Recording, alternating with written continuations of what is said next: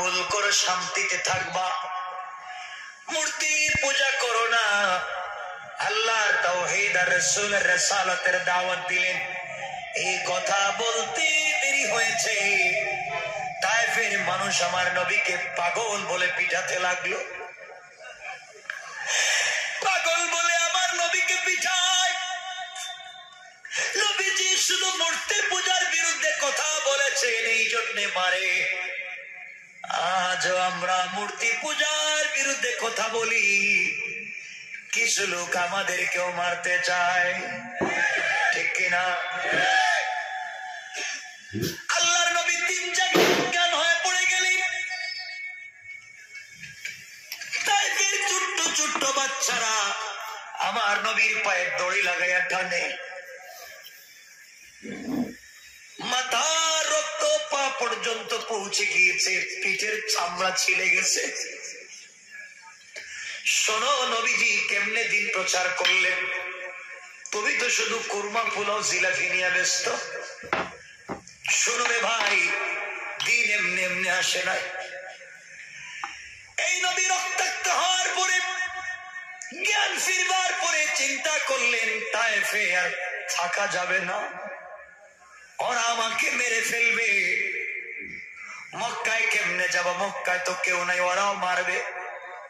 নবীজি আবার চিন্তা করলেন আমার চাচাতো বোন উম্মে হানির কাছে যাই, ওর বাড়িতে গিয়ে আজকে রাত্রটা কাটাইয়া দিই। বিশ্বনবী উম্মে হানির বাড়িতে গেলেন আর ডেকে বললেন, বোন রে, তায়েফে গেছি, দেখ না মানুষ আমাকে মারছে, পায়ের জুতা পর্যন্ত রক্তে চট লেগে গেছে, হাঁটতে পারি না। যেই নবীর শরীরে মশা মাছি বসা হারাম, যেই নবীর সৌন্দর্য আসমানের চন্দ্র সূর্যের চাইতে বেশি, এই নবীর শরীর থেকে রক্ত ঝরে, যা দেখে ফেরেশতারা কান্না করে। নবীজি গভীর রাত্রে এসে বোন একটা ঘর দেখায় দিছে, এই রুমে ঘুমাইয়া যা। নবীজি রাত্রেবেলা শুইতে গেছে, শুইতে পারেন না, গোটা বডিতে ব্যথা হয়ে গেছে, পা হাত নাড়াতে পারে না, শরীর ফুলে গিয়েছে, শরীরের কাপড় গুলা ছেঁড়া, জুতা গুলা ছেঁড়া, দাঁড়াতেও পারে না, বসতেও পারে না। আল্লাহকে ডেকে বলছেন, আল্লাহ তাআলা, তুমি না বলছো আমার সম্মান বাড়িয়ে দিছ, এমন কি সম্মান দিলাম পাবলিক আমাকে শুধু পিটায়। আজকে আমার কেউ নাই, নানার বাড়ি গেলাম ওরাও মারে, মক্কার মানুষ আমাকে মারে, আমার রাত্রবেলা থাকবার জায়গা নাই। নবীজি চিন্তা করলেন, আজকে যদি খাদিজা থাকতো মনের ব্যথা বলতাম। কষ্ট করে করে রাত্রবেলা ঘুমাই না, আল্লাহ জিবরিল আমিনকে পাঠাইয়া দিছে। জিবরাইল এসে বিশ্বনবীকে বলছেন, কাঁদবেন না, আপনার চোখের পানি আল্লাহর বরদাস্ত হয় না, আপনি চোখের পানি মুছেন। আল্লাহ বলছেন আপনাকে নিয়ে কাবা চত্বরে যাওয়ার জন্য চলেন আমার সঙ্গে। জিবরিল আমিন বিশ্বনবীকে নিয়ে গেলেন কাবা চত্বরে।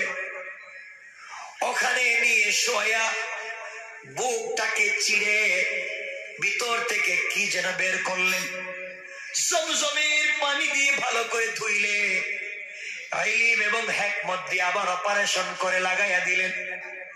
আল্লাহ বলছেন, আলাম নাশরাহ লাকা সাদরাক, বন্ধু আমি কি তোমার সিনাকে বিদীর্ণ করি নাই, প্রশস্ত করিনি? লম্বা ঘটনা।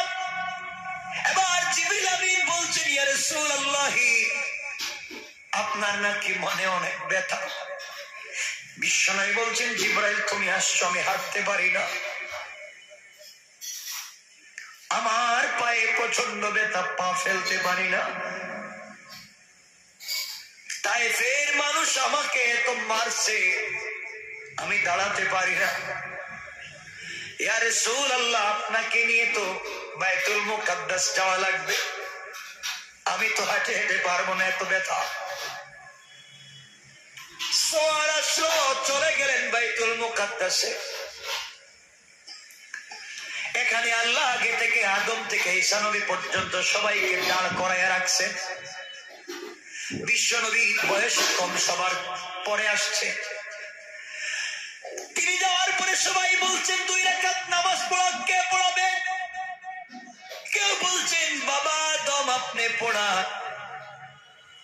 কেউ বলছেন ইব্রাহিম খলিলুল্লাহ আপনি পড়া, কেউ বলছেন মুসা কালিমুল্লাহ আপনি 2 রাকাত নামাজ আজকে পড়াইয়া দেন, কেউ বলছেন ঈসা রুহুল্লাহ আপনি পড়া। আল্লাহ ডাক দিয়া বলছেন জিবরাইল, আজকে এখানে কারো ইমামতি চলবে না, আজকে এখানে কারো পাওয়ার আর ক্ষমতা চলবে না। যারে আমি বন্ধু বানাইয়া সবার পরে দিছি, যাকে দিয়া দুনিয়াটা ডেকোরেশন করছি, যাকে ভালোবেসে দুনিয়া সাজাইলাম, এই আমার বন্ধুকে তায়েফের মানুষ আজকে মারছে। নবীজি দাঁড়াতে পারে না, হাঁটতে পারে না, মনে অনেক ব্যথা। আজকে সকল নবীরা হবেন মুসল্লি, আর আমার নবী হবেন সবার ইমাম। আল্লাহু আকবার বলেন। ওয়ারাফা'না লাকা যিকরাক, বন্ধু সম্মান দিচ্ছি আমি সবার উপরে। কে দিয়েছেন সম্মান? কষ্ট হচ্ছে আপনাদের? এবার নবীজি 2 রাকাত নামাজ পড়ালেন। ঘটনা বলবো না, ঘটনা আমার উদ্দেশ্য না, বিষয় না, শুধু বুঝাবো ওয়ারাফা'না লাকা যিকরাক, নবীর সম্মান কেমন। জিবরাইল বললেন ইয়া রাসূলুল্লাহ, আপনাকে নিয়ে যাওয়া লাগবে উপর দিকে। নবীজি বললেন জিবরাইল কই নিবা?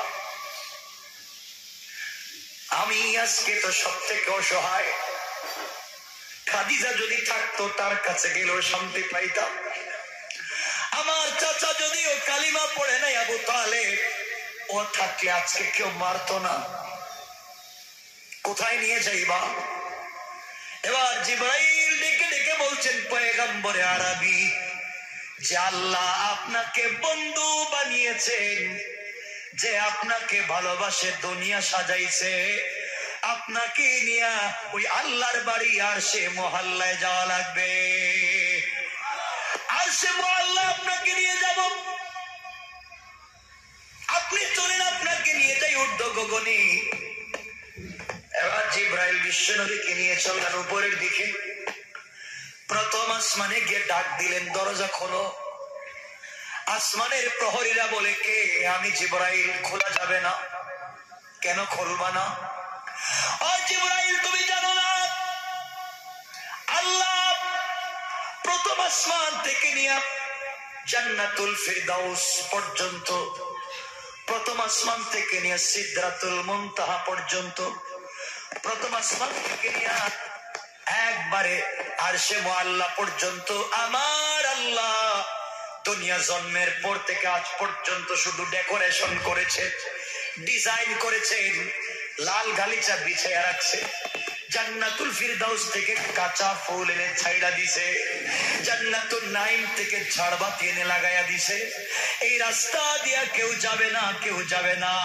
এই রাস্তা দিয়া তার বন্ধু বিশ্ব নবী যাবে। কোন সুবহানাল্লাহ।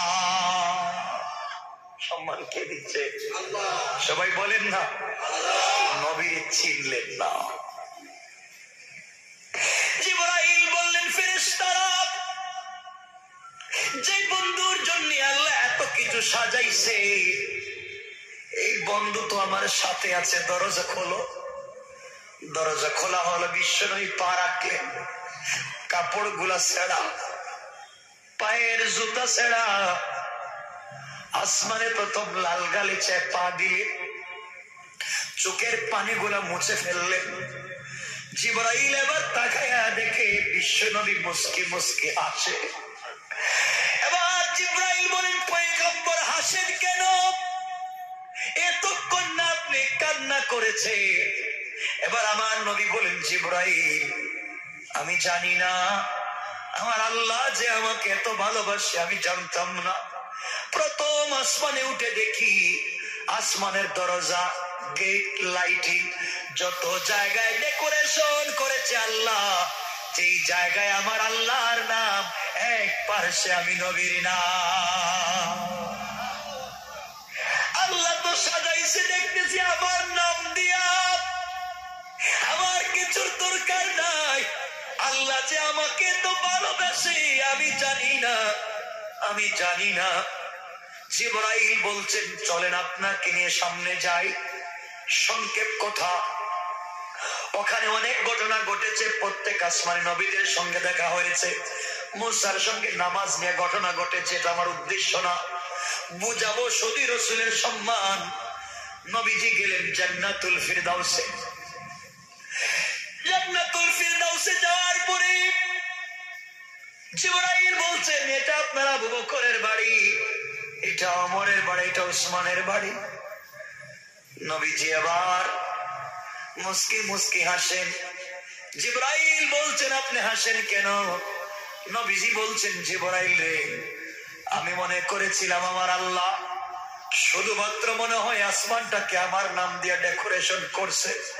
জান্নাতের ভিতরে আইসা দেখি জান্নাতের গেটে, জান্নাতের কাছে, জান্নাতের প্রত্যেকটা জিনিসে যেখানে আল্লাহর নাম, ওখানে আমি নবীজির নাম।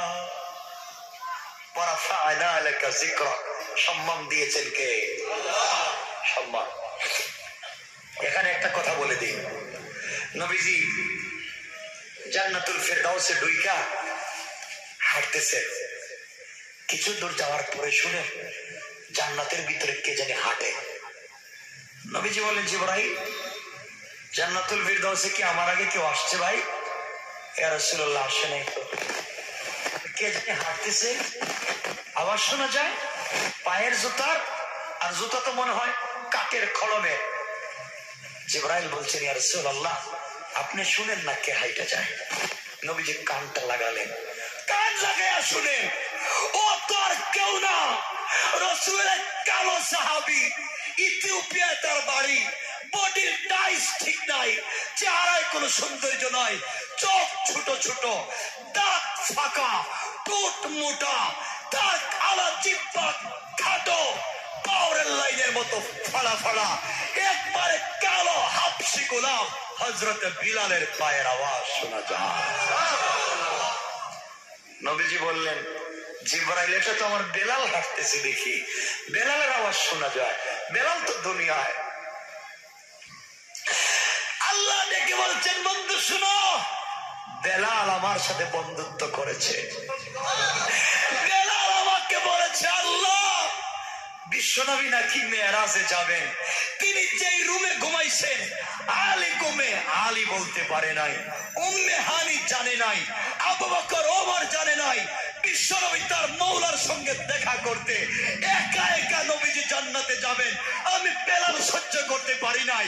বেলাল আল্লাহর কাছে দোয়া করেছে, আল্লাহ দোয়া কবুল করে আমি বেলালের পায়ের আওয়াজকে আল্লাহ জান্নাতে রেকর্ড করে ছেড়ে দিছে। আল্লাহু আকবার বলেন না, আল্লাহু আকবার। নবীজি আপনি একা একা যাইবেন, আমাকে ছেড়ে যাইবেন, পারবেন না। তার নাম বন্ধুত্ব।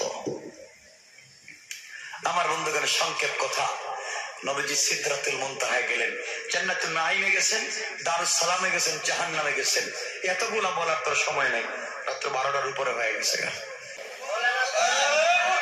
খালি বলেন আরে শুনেন না, বলেন বললে তো হবে না, সবকিছু বুঝা লাগবে তো। শোনেন, কম লম্বা করবো না, যেখানে রাখবো আপনারা কিছু বলবেন না কিন্তু। শোনেন, ফজরের নামাজ পড়া লাগবে, শোনেন। আর শোনেন কি বলি, নবীজি সিদরাতুল মুনতাহায় গেছেন। সিদরাতুল মানে বড়ই গাছ, কুল গাছ, আর মুনতাহা মানে শেষ। এর অর্থ হলো সৃষ্টির শেষ প্রান্তরের বড়ই গাছ। নবীজি ওখানে ঘুরতে গেছেন, বিশাল মাঠ। ঘুরতে ঘুরতে গিয়া দেখে বড় বড় বড়ই গাছ, আর এক একটা বড়ই এই যে মটকার মতো বড়। সুবহানাল্লাহ বললেন না? নবীজি ওখানে গিয়া হাসেন আগের মতো না, এমন হাসেন যেন দাঁতের অগ্রভাগ দেখা যায়। বেশি হাসতেছেন, সুবহানাল্লাহ বললেন না? জিবরাইল বলছেন কি, ঘুম থেকে উঠাইছিলাম তো কাঁদতেছিলেন, এখন সব বইলে গেছেন, হাসেন কেন? ও জিবরাইল, আমি পাগল না, আমার আল্লাহ তো আমার চাইতে আমার জন্য আরো বড় পাগল হয়ে গেছে। কি হয়েছে? জিবরাইল এদিকে আও না, কাছাকাছি। জিবরাইল আসছে, রাসূল বলেন এই গাছের পাতায় হাত দাও। জিবরাইল গাছের পাতায় হাত দিলেন। নবীজি বলছেন জিবরাইল দেখ না, গাছের পাতায় এক সাইডে আল্লাহর নাম, অপর সাইডে আমার নাম।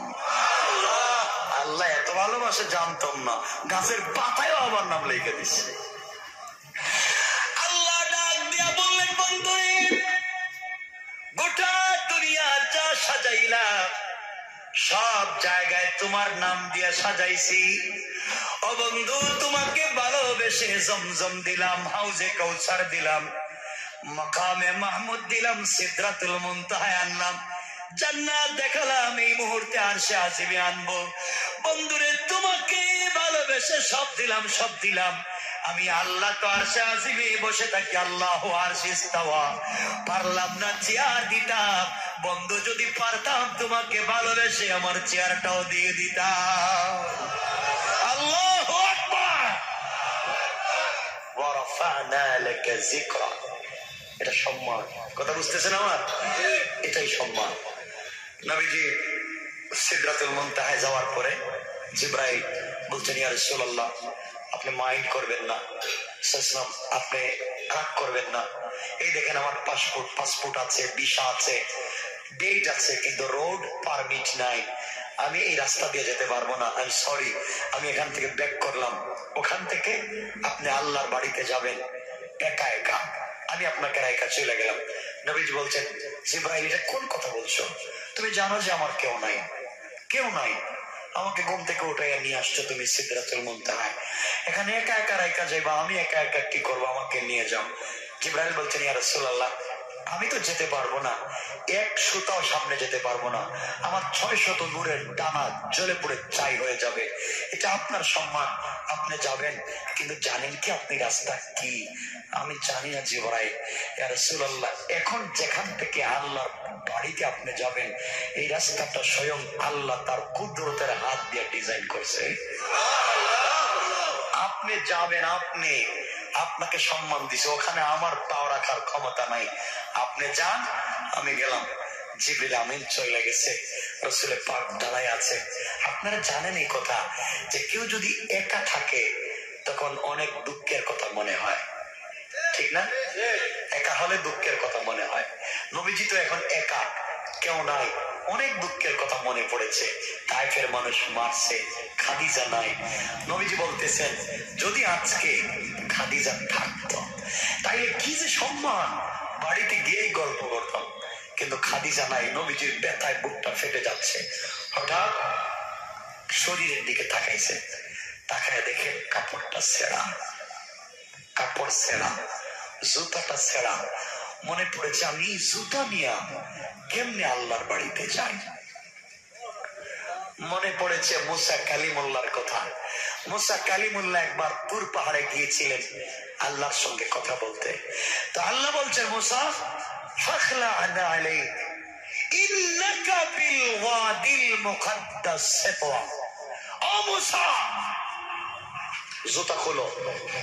তুর পাহাড়ে জুতা নিয়ে আসা যায় না, এটা পবিত্র জায়গা, জুতা স্যান্ডেল নিয়ে আসা যাবে না, আপনি জুতা খুইলা আসেন। তো বিশ্বনবী চিন্তা করতেছেন, আমাকে জুতা নিয়ে হযরত মুসাকে এটা পাহাড়ে যাইতে দিলেন না, মাটির পাহাড়, আর আমি জুতা নিয়ে কেমনে আরশে আজিমে যাই? রাসূল পাক জুতাটা খুলে রাখা দিয়েছেন।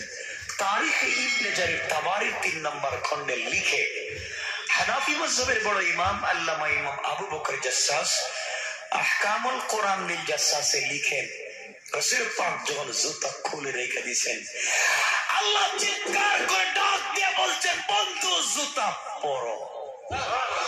জুতা খোলা যাবে না, তুমি এই জুতা পরে আরশে আজিমে আসবা। তোমার জুতার নিচে যে তুলিকোনা আছে, আমি আল্লাহ তুলিকোনার দ্বারা আরশে আজিমকে সম্মানিত করতে চাই।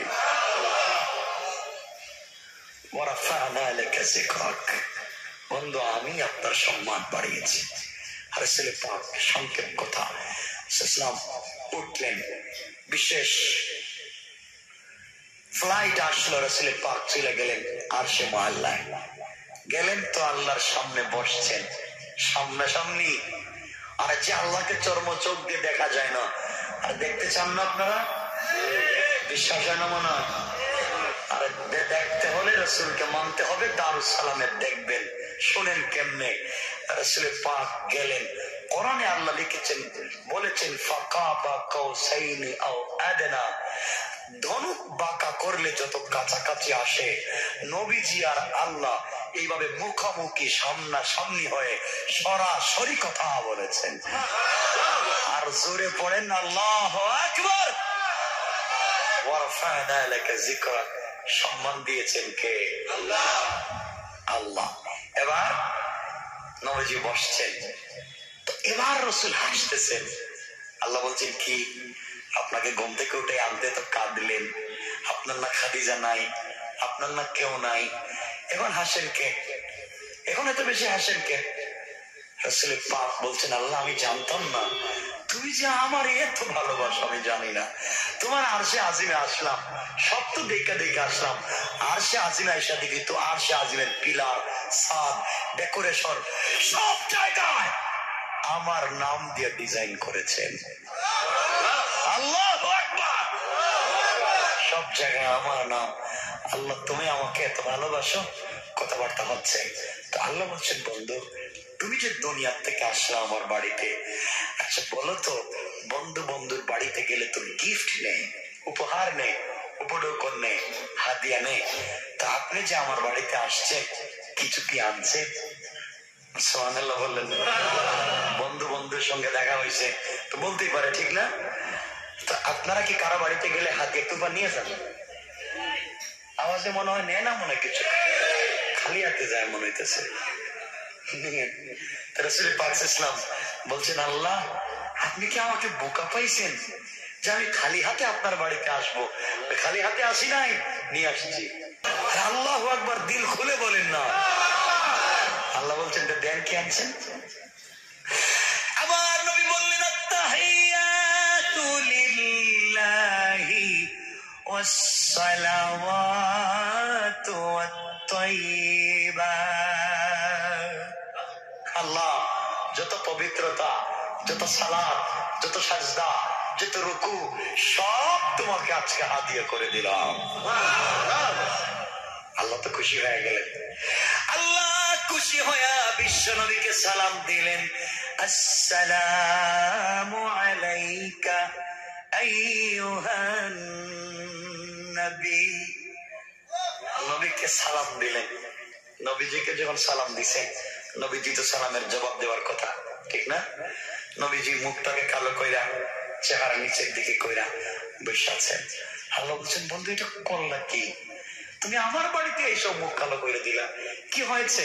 আমি সালাম দিলাম নিজে আল্লাহ, তুমি সালামের জবাব দিবা না? নবীজি বলছেন, আল্লাহ তোমার বাড়িতে আসছি, তুমি আমাকে লাল গালিচা সংবর্ধনা দিয়েছ, তোমার কাছে আমাকে বসাইছ, তুমি আমাকে সম্মান দিয়ে সালাম দিয়েছ, সব মানি, কিন্তু আমার কষ্ট হচ্ছে। এতক্ষণ থাকলাম, তুমি একবারও আমার গুনাহগার উম্মতের কথা জিজ্ঞাসা করলা না। যে নবী আরশে আজিমে গিয়ে তোমাকে বইলা যায় নাই, তুমি কেমনি দুনিয়ায় সেই নবীকে, সেই রাসূলকে সরাসরি আমাকে সালাম দিলেন? আমার উম্মত ওই নান্দাইলের বন্ধু মহলে ওয়াজ শুনতেছে, ওদেরকে তো সরাসরি সালাম দিলেন না। সরাসরি সালাম না দিলে আমি মানি না। আল্লাহু আকবার বলেন না রে ভাই। কেমন নবী পাইছো মিয়া, বইলে যাও। আল্লাহ বলছেন, তাইলে কি আমি বাড়ি বাড়ি গিয়ে সালাম দিব? তোমার উম্মতকে আমি জানি না কেমনে দিবেন, আপনি জানেন। আল্লাহ বলছেন, তাইলে বন্ধু তোমার সঙ্গে আমার কমিটমেন্ট, কথা দিলাম, তোমার উম্মত যখন কিয়ামতের দিন হিসাব নিকাশের পরে জান্নাতে যাবে, আমি আল্লাহ সবগুলাকে দারুস সালাম নামক জান্নাতে একত্রিত করব। কইরা দারুস সালাম নামক জান্নাতে ওদেরকে বসার জন্য এক একটা চেয়ার দিব। এক একটা চেয়ার হবে হীরা জবরদস্ত মণিমুক্তা ইয়াকুত পাথর দিয়ে তৈরি করা, জমিন থেকে আসমান পর্যন্ত উঁচা। এই চেয়ারে বৈশা থাকবে তোমার উম্মত, আর আমি আল্লাহ দাঁড়াইয়া, উম্মত থাকবে বসা। আর আমি কথা দিলাম, আমি দাঁড়াইয়া দাঁড়াইয়া তোমার উম্মতকে সালাম দিব। সালাম।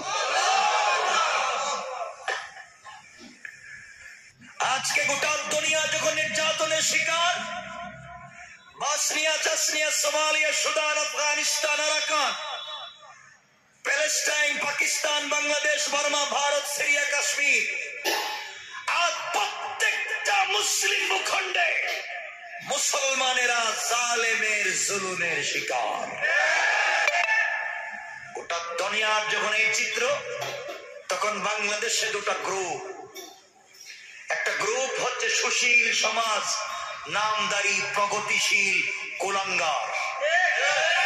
আরেক দল নিজেকে পীর নাম দিয়ে যারা ভণ্ডামি করে খানকায় বসে। এই দুটা গ্রুপ বাংলাদেশ থেকে ইসলামকে মুছে দেবার ষড়যন্ত্রে লিপ্ত। বাংলাদেশে ইসলামের কথা বললে কেউ গাড় মটকে দিবে, কেউ হাত পা ভেঙে দিবে, কেউ বুড়ি গঙ্গায় ভাসিয়ে দিবেন। মনে রাখবেন, এটা আপনাদের বাপ দাদার বিটা নয়। এই দেশে ইসলাম শুধুমাত্র কুরমা পোলাও আর জিলাপির উপর দিয়ে আসে নাই। মনে রাখবেন মুসলমানেরা, এই বাংলাদেশের নান্দাইল পর্যন্ত ইসলাম আসতে রাসূল পাকের দাঁত শহীদ করতে হয়েছে। এখানে ইসলাম আসতে মাথায় লোহার কড়া ঢুকাতে হয়েছে। এখানে ইসলাম আসতে হযরত সুমাইয়ার লজ্জাস্থানে বর্ষা মারতে হয়েছে। এখানে ইসলাম আসতে হযরত হামজার কলিজা বের করতে হয়েছে। এখানে ইসলাম আসতে আব্দুল্লাহ বিন রওয়াহার হাত পা কাটতে হয়েছে। এখানে ইসলাম আসতে বেলাল হাবশির বুকের উপরে পাথর চাপা দিতে হয়েছে। এখানে ইসলাম আসতে হযরত খাব্বাবের কোমর থেকে রক্ত গুস্ত ঝরে পড়তে হয়েছে। এখানে ইসলাম আসতে সাইয়্যিদ কুতুব শহীদকে ফাঁসির কাস্টে ঝুলে শহীদ হতে হয়েছে। সুতরাং ইসলামকে নিয়ে বাংলাদেশের মাটিতে কেউ যদি উল্টা পাল্টা কথা বলে, বাংলাদেশে 30 লক্ষ ইসলামী আন্দোলনের কর্মী জিন্দা, ওদের চিপা টান দিয়ে কেটে ফেলা হবে। ঠিক কিনা? মনে রাখবেন, সব দুষ্টামি বন্ধ করে আজকে ক্ষমতার প্রভাবে আর পরে আপনি যা মন চায় তা করে বেড়াবেন। আপনাকে একটা ঐতিহাসিক সত্য জানিয়ে দিচ্ছি, সকালবেলা যেই পত্রিকার কাগজের দাম তাকে 15 টাকা, সবাই পড়ে মনোযোগ দিয়ে, টেবিলের উপরে শিল্পপতিদের সকালবেলা টেবিলে পত্রিকা আসে, সবাই পড়ে আর নাস্তা করে, ওটা দুনিয়ার মানুষ মনোযোগ দিয়ে পত্রিকা পড়ে। কিন্তু সন্ধ্যা যখন হয়ে যায়, পত্রিকার সময় শেষ ফুরিয়ে যায়, তখন এই পত্রিকা চলে যায় ডাস্টবিনে আর শুটকি বাঁধার কাজে।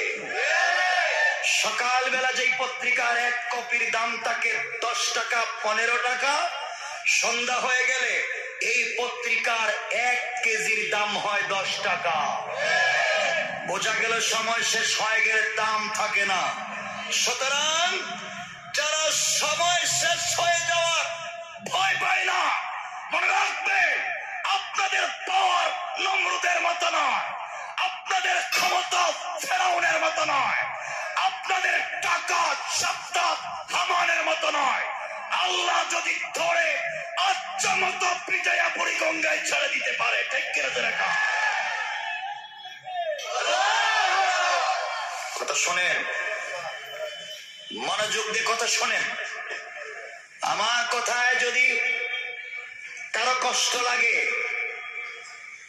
আপনার মনে শান্তি পাচ্ছেন না, আপনি দাঁড়িয়ে আমাকে প্রশ্ন করবেন, ডাইরেক্ট পিন্ডালে দাঁড়িয়ে প্রশ্ন করবেন, আমি আপনার প্রশ্নের জবাব দেব। কিন্তু মনে রাখবেন, এটা চোর ডাকাতের দেশ নয়, চোর ডাকাতের দেশ নয়।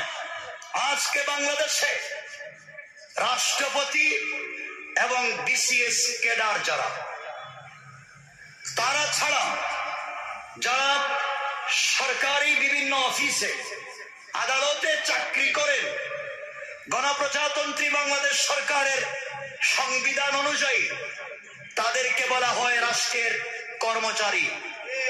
কি বলা হয়? কর্মচারী। আপনাদের নান্দাইলের আঞ্চলিক ভাষায় কি বলে? কামলা। কামলা কি বলেন? কামলা। সুতরাং একবারে ওসি থেকে নিয়ে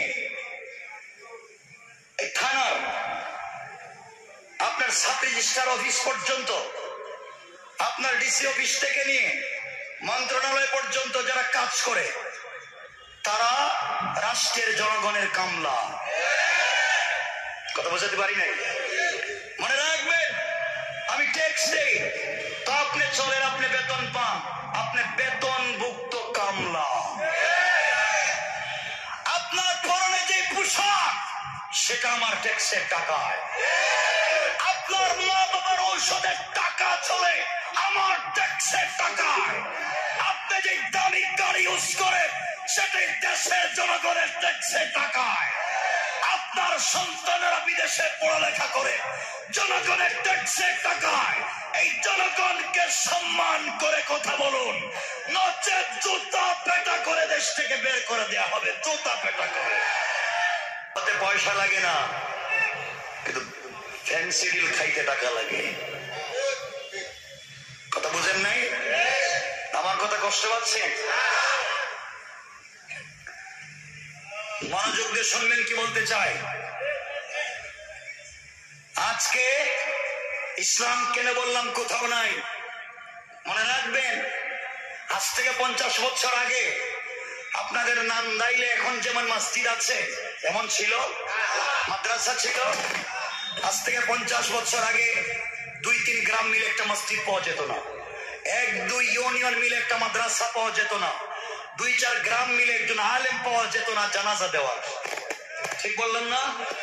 মসজিদ নাই, মাদ্রাসা নাই, আলেম নাই, কিন্তু তখনও যে জিনিসটা ছিল সেটা হচ্ছে সকল মুসলমানের ঘর থেকে সকালবেলা কোরআনের তেলাওয়াত শোনা যেত। এটা ভুল বলেছি? আজকে এক গ্রামে 2টা 4টা 5টা মসজিদ আছে, আছে না?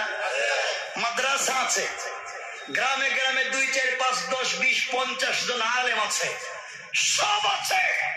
যে জিনিস নাই সেটা হচ্ছে রাসূলের আদর্শ আর চরিত্র নাই। ভুল বলেছি? কথাগুলো বুঝো কি বলতে চাই। আমার বন্ধুগণ, আজকে সমাজ বিষাক্ত হওয়ার পিছনে যতগুলো কারণ, এর মধ্যে একটা কারণ হচ্ছে আল্লাহ কেউ আসতে।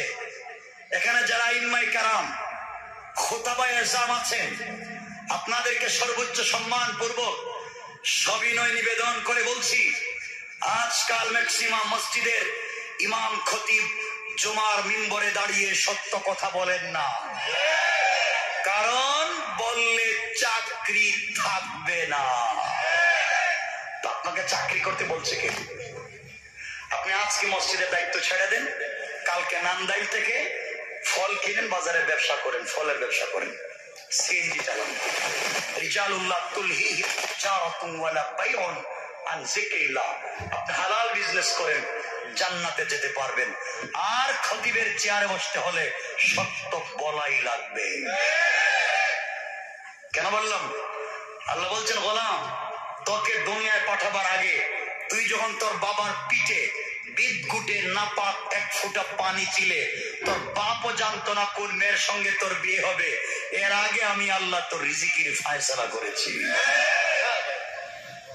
তো আমি জানতে চাই, আপনি কেন মসজিদের মিম্বরে বসে সত্য কথা না বলে ঘুরে পেঁচায় বলেন? শোনে, এই চেয়ার আপনার বাবার নয়, এটা রাসূলের পাকের চেয়ার। এখানে বসে বিশ্বনবী সত্য বলেছে, আবু জাহাল মাথায় নাড়ি পুড়ি ফেলে দিয়েছে। হযরত আবু বকর এই চেয়ারে বসে সত্য বলেছে, তাকে মক্কায় পিটাইয়া অজ্ঞান করা হয়েছে। হযরত ওমর এই চেয়ারে বসে সত্য বলেছে, তাকে ফজরের নামাজের সিজদায় শহীদ করা হয়েছে। হযরত উসমান এখানে বসে সত্য বলেছে, তাকে কোরআন তিলাওয়াতরত অবস্থায় শহীদ করা হয়েছে। হযরত আলীকে শহীদ করা হয়েছে, হযরত হুসাইনকে কারবালায় শহীদ করা হয়েছে। মনে রাখবে, এই চেয়ারে বসে সত্য বলাই লাগবে, ঠিক কিনা জোরে কান? কথা বুঝতেছেন? আমার দিকে তাকান। ইমাম সাহেব সত্য কথা বলেন না, কেন বলেন না? চাকরি খবর আছে, আপনি জবাব দিবেন। আল্লাহ আপনাকে চাকরির জন্য পাঠায় নাই, আল্লাহ আপনাকে চাকরির জন্য পাঠায় নাই। আমার কথা কষ্ট হচ্ছে? বাস্তব কিছু কথা বলবো এভাবে, এরপরে আলোচনা আপনাদেরকে সংক্ষেপ করব। শুধু আজকের কথাগুলো বুঝবে। একটা ছেলে কওমি মাদ্রাসার দাওরায় হাদিস পড়ে, একটা ছেলে সরকারি মাদ্রাসায় কামেল করে, এমএ শেষ করে মাস্টার্স করে, করার পরই ছেলেটা যখন চাকরি পায় না, তখন এই ছেলেটা নুরানি ট্রেনিং দেয়। ভুল বলছি? নুরানি ট্রেনিং দেয়, 2-3 মাসের একটা কোর্স। ট্রেনিং দেওয়ার পরে সে চাকরি পায়, ঠিক বললাম না? তাহলে বোঝা গেল 16 বছর 18 বছরের পড়া তাকে চাকরি দিতে পারে নাই। 2-5 মাসের এই পড়া তাকে চাকরি দিয়েছে। তাহলে তার প্রমোশন না ডিমোশন? কথা বলেন। ডিমোশন হয়েছে। এই পড়ায় তাকে বাস্তব লাইফে কোনো উপকার দিতে পারে নাই। আলেম ওলামা মাদ্রাসায় জিহাদের আয়াত পড়ে, কিন্তু মাঠে জিহাদের কথা বললে আপনি জঙ্গি। কথা বলেন। আলেম ওলামা হাজার হাজার হাদিস পড়েন, শুধুমাত্র কিতাবুল বইও পড়েন, শুধুমাত্র ব্যবসা বাণিজ্য, কিন্তু ওনারা ব্যবসা করেন না, শুধু মসজিদ মাদ্রাসায়। আলেম ওলামা রাষ্ট্র চালাবার জন্য কিতাব আছে, সিয়াসতের অনেক আয়াত অনেক হাদিস পড়েন, কিন্তু খানকায় মসজিদ মাদ্রাসায় বসে থাকেন আর রাষ্ট্রের চোর আর ডাকাতদেরকে বসায়া দেন। আমি আজকে আপনাদেরকে একটা সত্য বলে যাই, দুটো পা দেন আমি ধইরা বলি। কথা হচ্ছে, আপনাদের বাচ্চাদেরকে আল্লাহর ওয়াস্তে পেটে পাথর বাঁধেন, মাসের পর মাস না খাইয়া থাকে, এরপরেও আপনার বাচ্চাকে সর্বোচ্চ শিক্ষায় শিক্ষিত করে যান। একটা কথা বললাম, আপনি আপনার বাচ্চাকে সর্বোচ্চ শিক্ষা শিক্ষিত করেন। কেন বলছি? আমি দেখতেছি আগামী 50 বছর পরে দেশে ইসলাম থাকবে না। আপনার বাচ্চাকে সর্বোচ্চ শিক্ষা শিক্ষিত করেন, আপনার ছেলেকে আলেম বানান, হাফেজ বানান, পাশাপাশি তাকে মাস্টার্স করান, এমফিল করান, পিএইচডি করান, বিসিএস ক্যাডার করান। আপনার ছেলেকে আলেম, আপনার ছেলে হাফেজ, তাকে যদি আপনি এসপি বানাতেন, এসপি, তাহলে আপনার জেলায় কোনো বাবার ক্ষমতা নাই তাফসীর বন্ধ করে দেওয়ার। আপনি আপনার ছেলেকে আলিম বানায়া শুধু মসজিদ আর মাদ্রাসায় রাইখা দিলেন, SP, DC, additional DIG, DIG, IGP বানালেন না। ওই জায়গার মধ্যে আলেমকে দিলেন না। যারা সুদ খায় না, ঘুষ খায় না, তাদেরকে সাব রেজিস্ট্রার অফিসে দিলেন না। তো আপনি মসজিদ মাদ্রাসায় রাইখা দিলেন, আর ওই জায়গায় চোর ডাকাতেরা যাবে। একদিন আজ তো অনুমোদন লাগে তাফসীর করতে, আর যদি এভাবে খানকায় মাদ্রাসায় মসজিদে বৈশা থাকেন, একদিন খানকা থাকবে, মসজিদ মাদ্রাসা থাকবে, রাস্তায় বাইরে দিনের কথা বলতে পারবেন না। দিন বাঁচাতে চাও, পেটে পাথর বাঁধো, বাচ্চাগুলোকে সর্বোচ্চ শিক্ষা শিক্ষিত করে প্রশাসনে রাষ্ট্রের সর্বোচ্চ জায়গায় পৌঁছাইয়া দাও। আমি বললাম একটা কথা, যুবক যারা আছো বাইচা থাকলে মনে রাখবো, 50 বছর পরে আমি বলছি, এটা গবেষণার কথা, বাস্তব যা দেখতেছি তা শোনো। এরপরে কি বলতে চাই, আমাদেরকে বৈশা থাকলে চলবে না। কেন বললাম? নবীজি মসজিদের ইমাম ছিলেন, মসজিদের নাম ছিল মসজিদে নববী, ঠিক বলছি না? রাসূল এই মসজিদের খতিব ছিলেন। রাসূলের দুটো মাদ্রাসা ছিল, মাদ্রাসা দারুল আরকাম, মাদ্রাসা সুফা। এই মাদ্রাসার শিক্ষকও ছিলেন বিশ্ব নবী। এতটুকুন শেষ? শেষ না। যেই নবী ইমাম, যেই নবী খতিব, যেই নবী মাদ্রাসার শিক্ষক ছিলেন, এই নবী যুদ্ধের ময়দানে সেনাপতিও ছিলেন। এই কাজে আপনি নাই কেন? যেই নবী ইমাম ছিলেন, খতিব ছিলেন, মাদ্রাসার শিক্ষক ছিলেন, এই নবী মদিনা রাষ্ট্রের প্রেসিডেন্টও ছিলেন। তো আপনি নাই কেন? কি হয়েছে আপনাদের? কোরআনটাকে ব্যবসার বই বানিয়েছেন, কোরআনকে বানিয়েছেন মক্তবে বাচ্চাদের পড়াবার বই, এনাফ। কোরআনকে বানিয়েছেন জানাজার জিয়ারত করবার বই, কোরআনকে বানিয়েছেন শবে বরাত আর শবে কদরে খতম পড়বার বই, কোরআনকে বানিয়েছেন কেউ মারা গেলে তার বাড়িতে 5 জন মিলে খতম পড়ে 300 টাকা করে পাওয়ার বই, কোরআনকে বানিয়েছেন তাবিজ আর কবজ দেওয়ার বই। মিথ্যা বলছি? এই জন্য কোরআন নাজিল হয়েছে? আল্লাহ বলেন না। আল্লাহ বলেছেন কোরআনে কারীমের 13 নম্বর পারার 14 নম্বর সূরা, সূরা ইব্রাহিমের প্রথম আয়াতে বলছেন আলিফ লাম রা কিতাবুন আনজালনাহু ইলাইকা লিতুখরিজান নাসা মিনাজ যুলুমাতি ইলান নূর। আল্লাহ বলছেন কোরআন বাস্তবিক লাইট, কোরআন বাস্তব ম্যাগনেট। তোমরা সিস্টেমে অন্ধকারে লাগাইয়া দাও, অন্ধকার থাকবে না, আলোকিত হয়ে যাবে। আজকে কোরআন চিনেন না, শুধু মসজিদ মাদ্রাসা নিয়ে বসে আছেন। শোনেন, একদিন এই দেশে মসজিদ থাকবে। আজকে সিরিয়ায় মসজিদ নাই, কাশ্মীরে মসজিদ নাই, বার্মায় মসজিদ নাই, ইচ্ছা মতো মুসলমানেরা মায়ের খাচ্ছে, ঠিক না? তাদের মসজিদও আছে, মাদ্রাসাও আছে, খানকা আছে, মায়ের খায়, প্রশাসন এবং রাষ্ট্রে নাই। আমাদের কপালও খারাপ হবে। এই একটা ছোট ছোট করে বোঝাচ্ছে, সামনে যায়। 2 নম্বর, এই সমাজ নষ্ট হওয়ার পিছনে কারণ বাংলাদেশে, আমি জানি না নান্দাইলের অবস্থা এখন, বাংলাদেশের ম্যাক্সিমাম মসজিদের সভাপতি সুদখোর, ক্যাশিয়ার ঘুষখোর, আর সেক্রেটারি দুর্নীতিবাজ আর চাঁদাবাজ। ইসলাম না পাইছেন, এটা কি পাইছেন?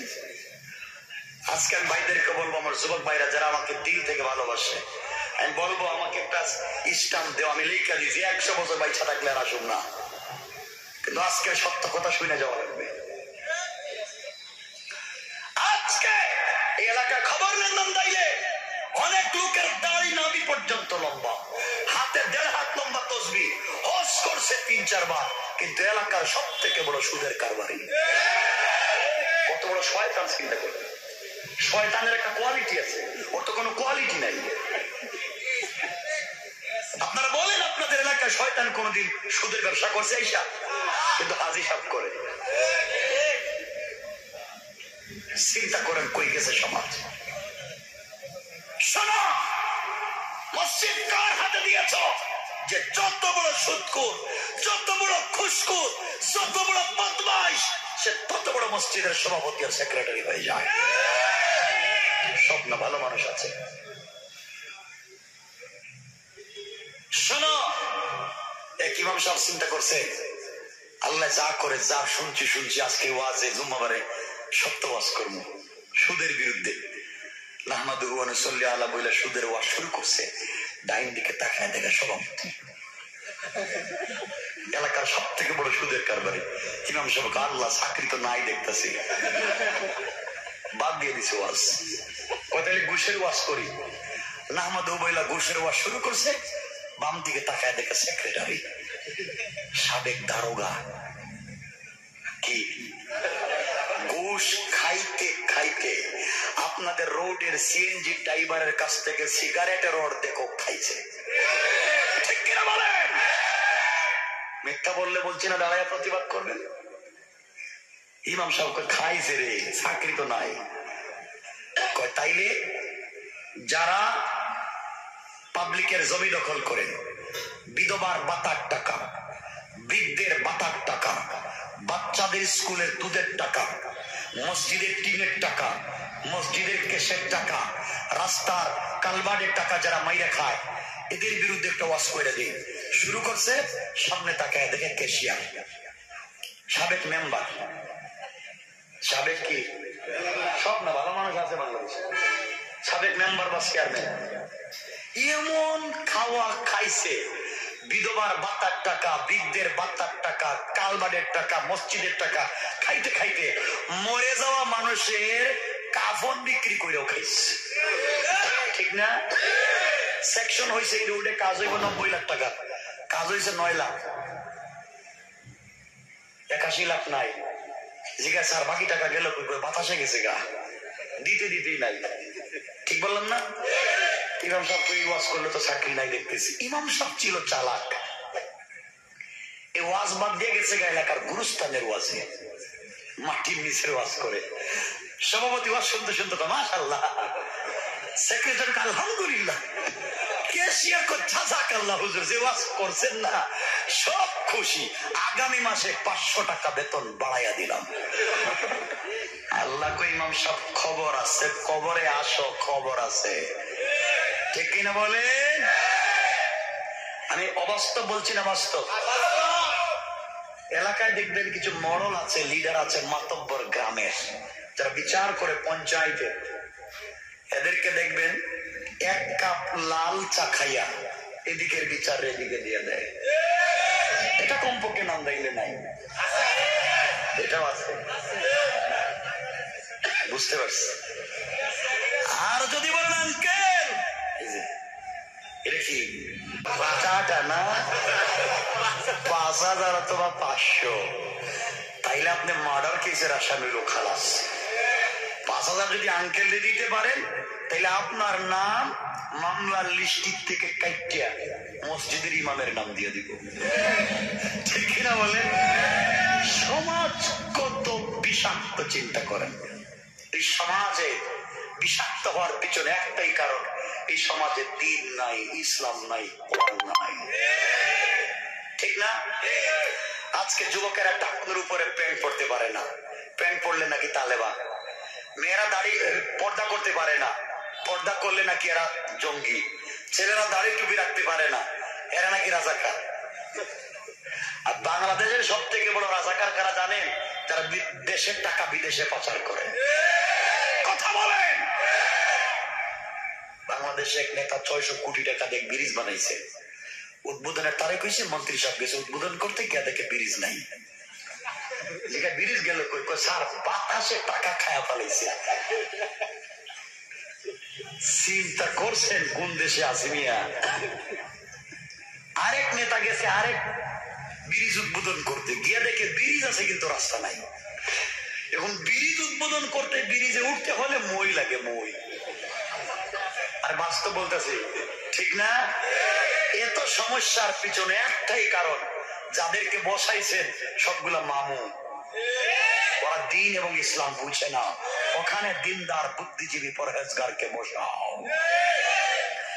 এরপরে যারা সত্য বুঝেন না, কষ্ট হচ্ছে আপনাদের, অসুবিধা হচ্ছে, আরেকটু পরিষ্কার করে বুঝাই। যদি ইমাম রাখেননি, কথা কয় না, ইমাম রাখবার সময় ইন্টারভিউতে দেখেন ইমামের দাড়ি আছে কিনা, দেখেন না? ইমাম আমানতদার কিনা, দেখেন না? ইমামের পেট মোটা কিনা, দেখেন না? ওইটাও দেখে। ইমাম আস্তে হাঁটে না জোরে হাঁটে, বেশি খায় না কম খায়, আমানতদার কিনা সব দেখে। এগুলো দেখার দরকার নেই। ইমামের পিছনে নামাজ পড়বেন, ও সূরা কেরাত জানে কিনা দেখবেন। ইমাম চুরি করে না ডাকাতি করে, আপনার দেখার দরকার নাই। আমানতদার দেখবেন মসজিদের ক্যাশিয়ার, কারণ টাকা কি ইমামের কাছে থাকে? কার কাছে? ক্যাশিয়ারেরা দেখবেন আমানতদার কিনা। বেচারা সব টাকা লাগাই দিয়েছে বাড়ির বিল্ডিং এ, আছে তো ব্যবসা লাগে না, ওখানে দেখবেন আমানতদার কিনা। আমার মুসলমান বন্ধুগণ, গভীর মনোযোগ। আপনার এলাকার মসজিদের 300, 400, 500 জন মুসল্লির ইমাম নিয়োগ দেওয়ার সময় দেখেন ইমাম আমানতদার কিনা, ইমাম ভদ্র মানুষ কিনা, ইমাম চোর ডাকাত কিনা, এগুলা দেখে এরপরে ইমাম নিয়োগ দেন। অথচ 300, 400 জন মসজিদের মুসল্লির ইমাম, 16 কোটি মুসলমানের ইমাম যিনি হবে, যার কাছে দেশের কোটি কোটি টাকার বাজেট আসবে, যে দেশে বাজেট ঘোষণা করবে, তাকে মসজিদের ইমামের চাইতে আরো বড় আমানতদার হওয়া লাগবে, কোন ঠিক কিনা? 300, 400, 500 জন মসজিদের মুসল্লির ইমাম এত আমানতদার লাগে, তাহলে 16 কোটি মুসলমানের ইমাম যারে বসাইছেন এত ব্যাংক চোর, কালবারের টাকা চোর। কথা বলেন, কি লাভ হইল? খবর আছে, জবাব দিবেন, নিয়ে মরেন।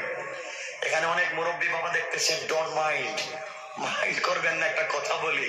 অনেকের দাড়ি দেখতেছি সাদা, বাবা আপনার চামড়া ঢিলা হয়ে গেছে, চোখে আগের মতো দেখেন না, কিন্তু এখনো আজান হইলে মসজিদে না গিয়া আপনি চায়ের দোকানে বসে টেলিভিশন দেখেন। এটা কমপক্ষে নাম দেখলে কম, যা বলছি সব আছে। তাহলে আজকের ওয়াজ বাস্তব, ঠিক বললাম না? তার নামে কোরআন। আগেই বলছি যা বাস্তব তা ইসলাম। তাহলে আজকে বুঝাবো আপনাদের।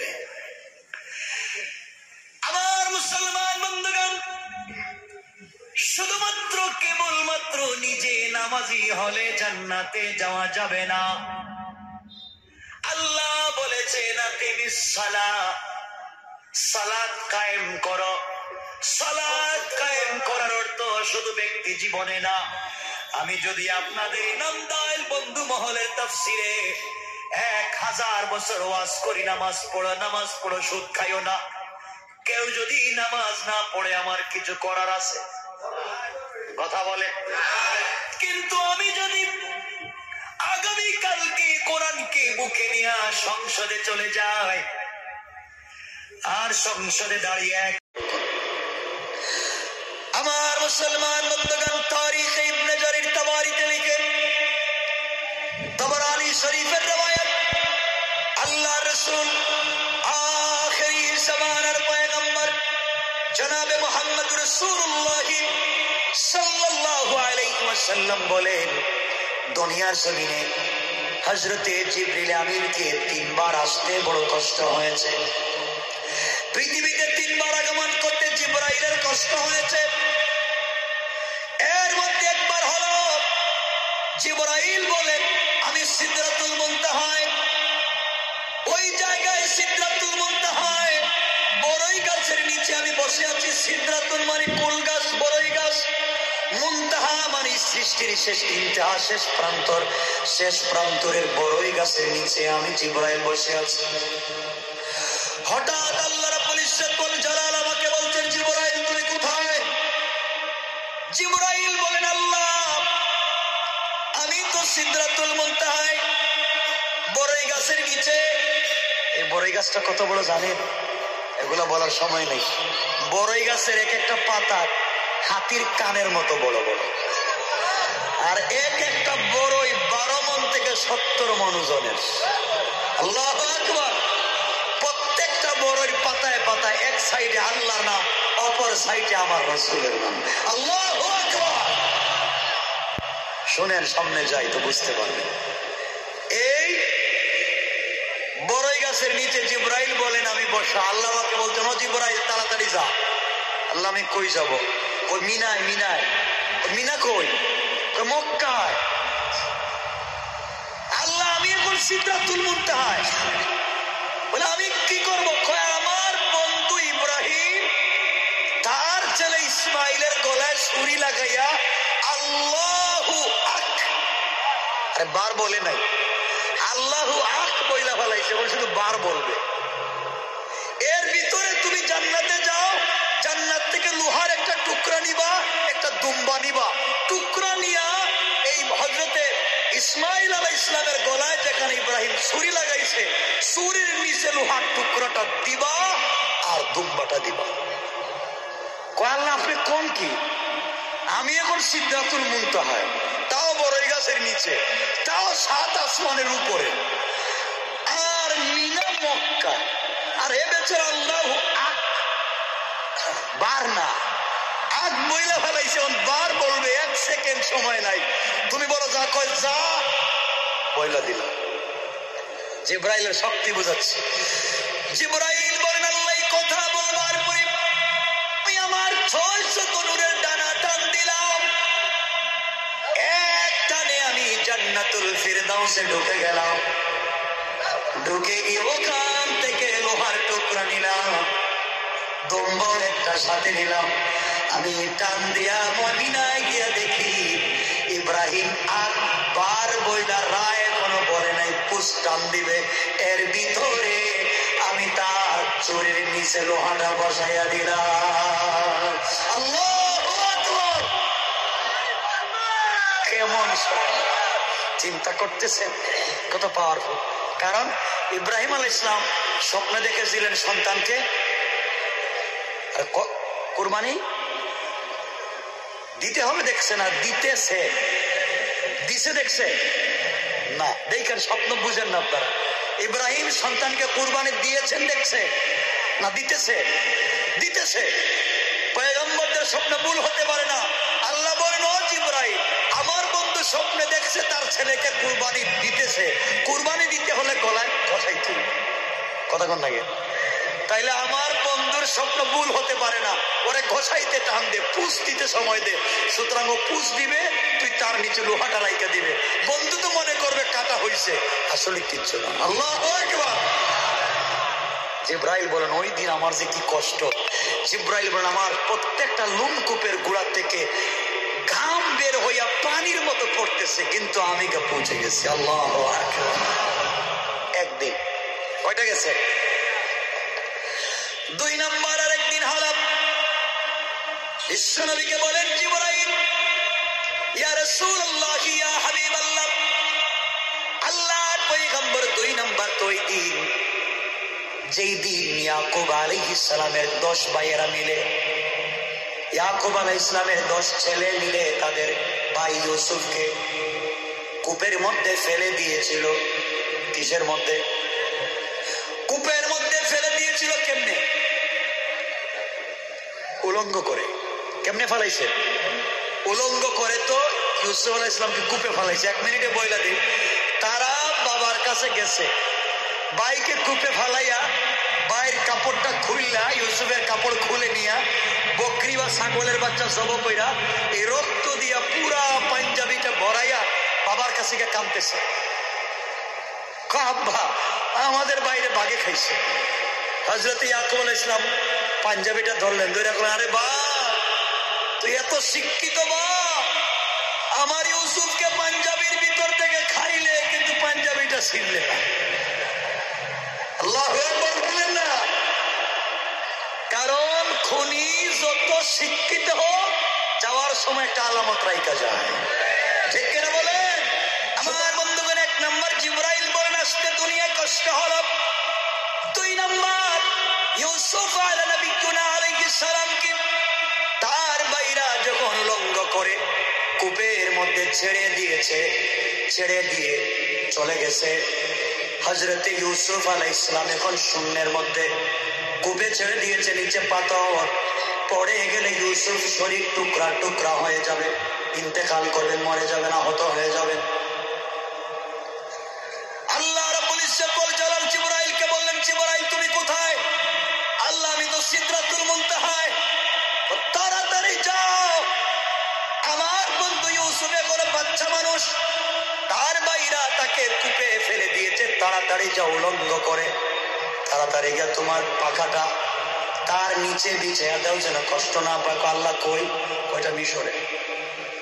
কোন কি আপনি? আমি কই মিশর কই? কেমনে যাই? কই যাও না। আল্লাহ এখন কি অবস্থা ইউসুফে? কই ওরা ছাইড়া দিছে, হাত থেকে ছাইড়া দিছে, ছাইড়া দিছে। হযরত জিবরাইল বলেন, আল্লাহর কাছ থেকে এই কথাগুলো শুনে আমি আমার 600 নূরের দানাকে একবার টান দিলাম। টান দিয়া সেকেন্ড যাওয়ার আগে আগে আমি ইউসুফ যে কূপে আছে, এই কূপের নিচে গিয়ে ইউসুফ পড়ে যাওয়ার আগে আমি আমার ডানাটা বিছাইয়া দিলাম। বিছাইয়া দিলেন। ইউসুফ আলাইহিস সালাম বসে গেলেন, কষ্ট পেলেন না, তাকায় দেখেন কে বসে আছে। জিজ্ঞেস করলেন, তোমাকে কে ফেলে দিয়েছে? আমার 10 ভাই। ভাই তোমাকে, ভাইয়েরা তোমাকে কেন কূপে ফেলে দেয়? ভাই কি ভাইকে মারে? কোন মারে? তোমার বাবার নাম কি? আমার আব্বা একজন পয়গাম্বর, আমার দাদাও পয়গাম্বর, আমার দাদার দাদাও পয়গাম্বর, আমার আরো বড় দাদা পয়গাম্বর, 14 গোষ্ঠী পয়গাম্বর। পয়গাম্বরের ঘরে তো জালিম হইল কেমনে? ইউসুফ আলাইহিস সালাম বললেন, আমার ভাইরা ফালাই দিছে। ভাই কি ভাইকে ফালাইলো কেন? আব্বু বেশি আমার ভালোবাসে, আব্বু আমাকে ছাড়া কিচ্ছু ভাল লাগে না, আমাকে তার ভাল লাগে, ওই ভাইদেরকে ভাল লাগে না, আমাকে বেশি মহব্বত করে, এই জন্য আমার তারা মাইরা ফালাই দিতে চায়। আমার বন্ধুগণ, এমন লোক আছে বাংলাদেশে, এমন আছে নিজের ভাইকে নিজে খুন করে আরেক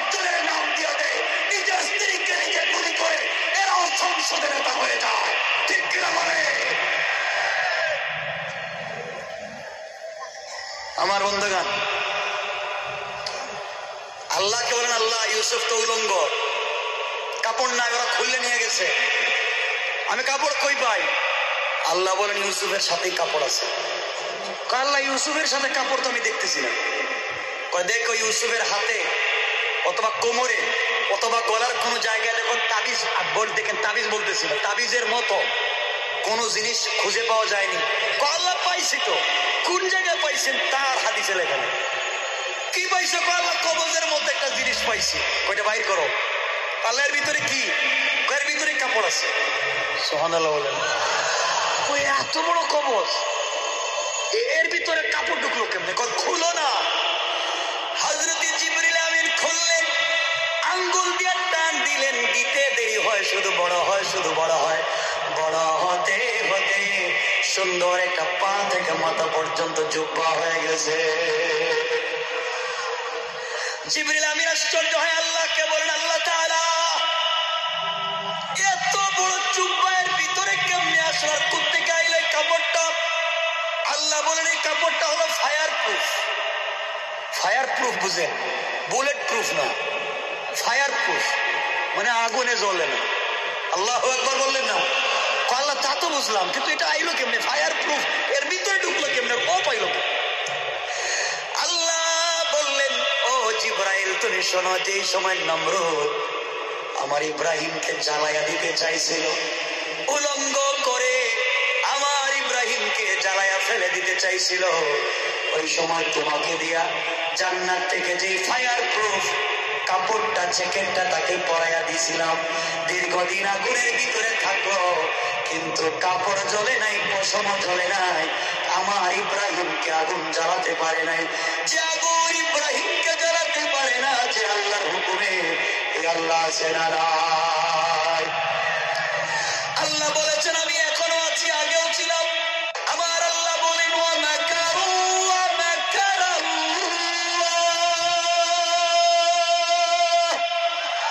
ওয়াল্লাহু খায়রুল মাকিরিন।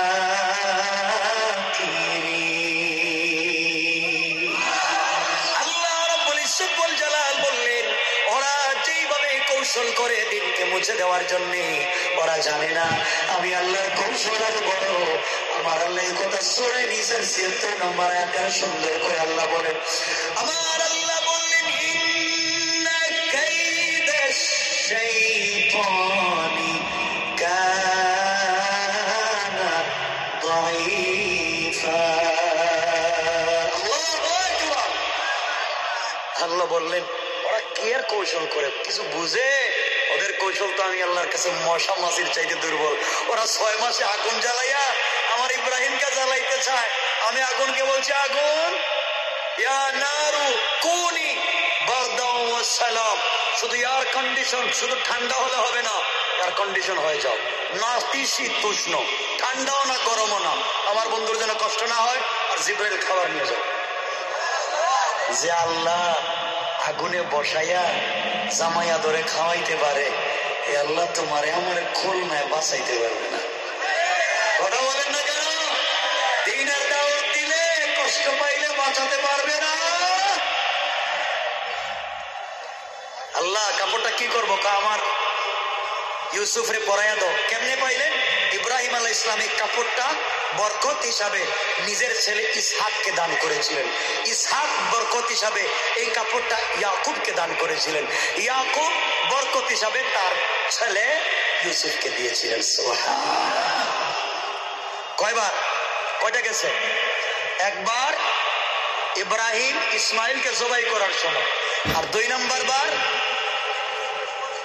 হযরতে ইউসুফকে তার ভাইয়েরা ফেলে দেওয়ার পরে। নবীজি বলছেন জিবরাইল আবার ৩ নম্বর বার। জিবরাইল তার বলে না, না কয়া রাসূলুল্লাহ থাক, ৩ নম্বর বার বলার দরকার নাই। আমার নবীজি দেখেন জিবরাইলও মনে হচ্ছে কাঁদতেছে। জিবরাইল কেন ৩ নম্বর? ৩টা তো বলছো, বলো না ৩ নম্বর বার কি? জিবরাইল বলছেন ইয়া রাসূলুল্লাহ তাইলে শুনেন ৩ নম্বর বার কখন। আল্লাহর পয়গম্বর ৩ নম্বর বার তখন যেই বছরে আপনার স্ত্রী মা খাদিজাতুল কুবরা ইন্তেকাল করলেন, যেই বছরে আপনার চাচা ইন্তেকাল করলেন, আপনার বাবা নাই, আপনার মা নাই, স্ত্রীও নাই, চাচাও নাই, ভাইও নাই, কেউ নাই। এই মক্কায় আপনি একা একা কেমনে থাকবেন? এই মক্কায় আপনি একা একা কেমনে সময় কাটাবেন? আপনার ভয় হচ্ছে কোন সময় জানি আপনাকে মেরে ফেলে, কখন জানি আপনাকে কাফেররা আক্রমণ করে। পয়গম্বরে আরবী এই কথা চিন্তা করে আপনি যখন চলে গিয়েছিলেন তায়েফে নানার বাড়ি, ওগো নবীজি আপনি তায়েফে গিয়ে তায়েফের মানুষকে দ্বীনের দাওয়াত দিয়েছিলেন। আমার নবী দাওয়াত দিয়ে বলেছিলেন আসলিম তাসলাম, ইসলাম কবুল করে শান্তিতে থাকবা। এই কথাগুলো বলবার কারণে আমার নবীকে পাথর দিয়ে তায়েফের মানুষ আঘাত করলো। আমার বিশ্ব নবীকে এত বেশি আঘাত করেছে, যেই নবীর শরীরে মশা মাছি মশাকে আল্লাহ হারাম করে দিয়েছে, এই নবীজির শরীর মোবারক ভিজে যায়, মাথা ফেটে ফিনকি দিয়ে রক্ত বের হয়ে গেছে। মুসনদে আহমদ লিখে পয়গম্বরে আরবীর কাছে জিবরাইল বলছেন, ইয়া রাসূলুল্লাহ আপনি 3 জায়গায় অজ্ঞান হয়ে পড়ে গিয়েছিলেন। আপনার সঙ্গে ছিল আপনার পালক পুত্র যায়েদ বিন হারিসা। আপনার যখন জ্ঞান ফিরেছিল, আপনি তায়েফ থেকে ফিরে আসতেছিলেন, যায়েদ বিন হারিসার কাঁধের উপরে ভর দিয়ে আপনি যখন ফিরে আসতেছিলেন, পয়গম্বরে আরবী আপনাকে মানুষ আঘাত করেছে, মেরেছে, রক্তাক্ত করে দিয়েছে। আমার নবী দ্বীনের দাওয়াত দিতে কলিজা থেকে রক্ত বের হয়, চামড়া ফেটে রক্ত বের হয়। আজকে আমি তুমি দ্বীনের দাওয়াত দেই, আমার মুসলমান বন্ধুগণ। এক পর্যায়ে জিবরিল আমিন বলেন, ইয়া রাসূলুল্লাহ আপনি যখন যায়েদ বিন হারিসার কাঁধের উপরে ভর দিয়ে চলে আসতেছিলেন, ওই সময় তায়েফের ছোট্ট ছোট্ট বাচ্চারা আপনার পায়ে দড়ি লাগিয়ে টান দিয়ে ফালাইয়া দিছে। তায়েফের ছোট্ট ছোট্ট বাচ্চারা আপনার পায়ের মধ্যে দড়ি লাগিয়ে টান দিয়ে ফেলে দিয়েছে। আপনার পিঠ কেটে রক্ত বের হয়েছে, আপনার শরীর মুবারক থেকে রক্ত ঝরেছে। আমার নবীজি যায়েদ বিন হারিসাকে বলছেন, বাবা তোমার কাছে কোনো কাপড় থাকলে আমাকে দাও, কাপড়গুলা দিয়ে শরীরের রক্তগুলা মুছি। নবীজি নিজের চাদর খুলে কাপড় মুছতে লাগলেন, রক্ত মুছতে মুছতে কাপড়টা ভিজে গেছে, কিন্তু শরীর থেকে এখনো রক্ত বের হয়। যায়েদ বিন হারিসাকে বলছেন, বাবা কোনো কাপড় থাকলে দাও। যায়েদ বিন হারিসা রাদিয়াল্লাহু তাআলা আনহু নিজের জামা খুলে বিশ্ব নবীকে দিলেন। নবীজি এই জামা দিয়া নিজের শরীরের রক্তগুলা মুছলেন। জিবরাইল বলেন, ইয়া রাসূলুল্লাহ আপনার শরীরের কাপড় শেষ হয়ে গেল। যায়েদ বিন হারিসার শরীরের কাপড় শেষ হয়ে গেল, কিন্তু আপনার শরীরের রক্ত বের হওয়া বন্ধ হয় না। পয়গম্বরে আরবী ওই সময়ে আপনি যায়েদকে বলেছিলেন অন্য কোনো কাপড় থাকলে দাও। বাইরে নবীজি দ্বীনের দাওয়াত দিতে কত কষ্ট করলেন, মানুষ কেমনে আমার নবীকে মারলো, আঘাত করলো, আমার নবীকে পাগল পাগল বলে তায়েফে পিটাইলো। এই নবীজি একবার বদদুয়া করলেন না। ইয়া রাসূলুল্লাহ যায়েদ বিন হারিসা বলছেন, গো পয়গম্বরে আরবী আমার কাছে কোনো কাপড় নাই। ওগো পয়গম্বর ওই সময়ে আপনি আপনার হাত দিয়া শরীরের রক্তগুলাকে বডির সঙ্গে মুছতেছিলেন, যায়েদ বিন হারিসা বলছেন, ইয়া রাসূলুল্লাহ, আপনি কি মনে করেন রক্তগুলাকে শরীরে মালিশ করলে ভিতরে ঢুকবে? নবীজি বলেন, যায়েদ রে, আমি জানি রক্তগুলা মালিশ করলে ভিতরে যাবে না, কিন্তু আমি মালিশ করি কেন তুই জানিস না? ও যায়েদ, তুমি জানো না আমি কেন রক্তগুলাকে মালিশ করি? বাবা,